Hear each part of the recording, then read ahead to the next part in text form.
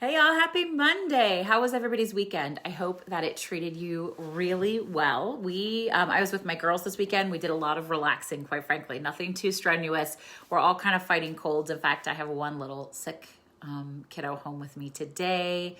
And I know I've certainly felt run down. Is it the weather? I don't know where everybody else is located, but here in Chicago, the weather is just, there's not a lot of sun and we're not getting any warmth. Thank goodness I was in Austin last week. Hi, Stephanie. How are ya?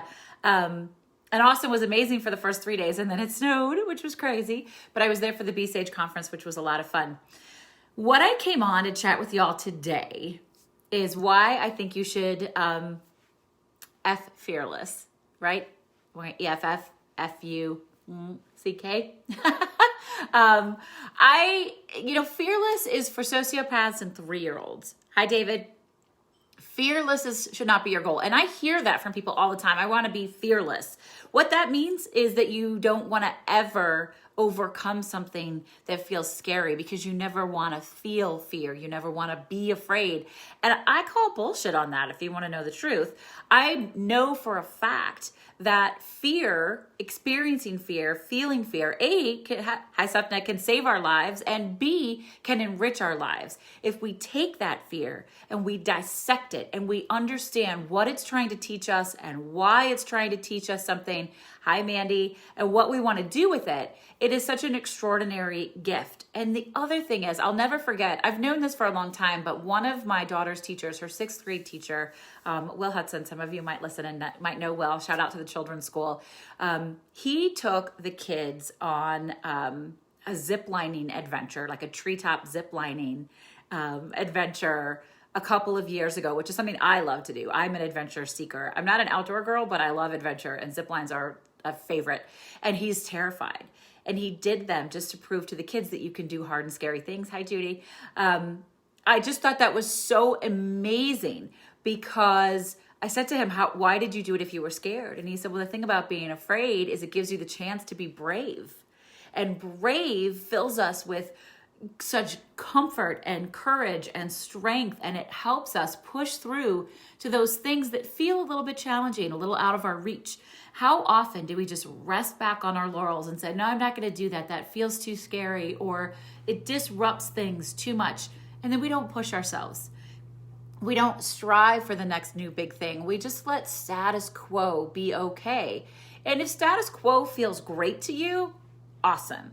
If it feels though like you're not reaching your highest potential, hi Victor, hi Vanessa.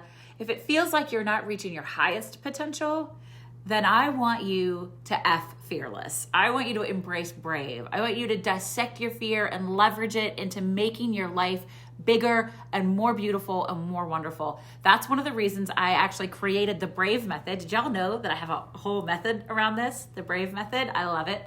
And I'm teaching the Brave Method in my group, Brave on Purpose, which is gonna be so much fun. The class, which is free, starts on February 25th. That's Tuesday in 2 weeks. 2 weeks? Yes. Like what are the dates here? What's happening?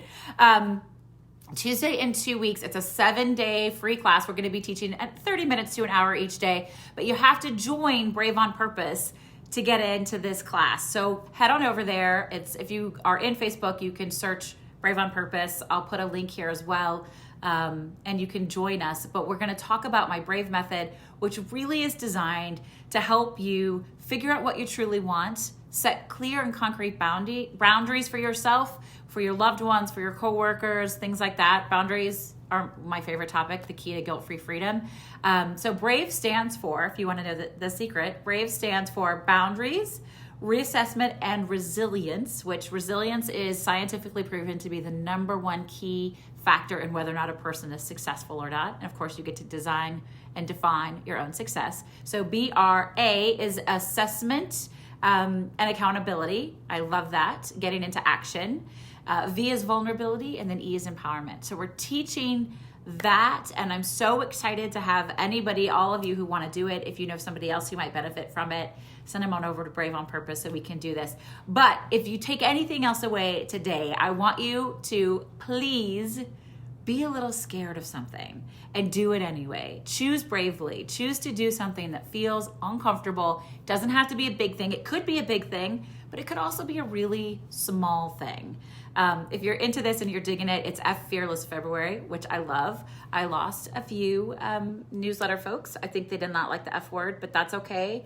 To each their own. Not my people, because I really love the F word. I think it's a great word. It describes a lot of things, and it's just a word, but it's just a fun one, I think. And I want you to F Fearless. So let me know. You can respond here. You can reach out to me on all the social media platforms. You can email me, heather@vickeryandco.com, or send me a DM. How are you embracing brave over fearless today? How are you pushing yourself into the uncomfortable? Because remember that everything you really want is just on the other side of uncomfortable. And I'm super excited to share the Brave Method with all of you, and I want to hear what you're up to. So have a great rest of the day, and I'll talk to y'all soon. Bye.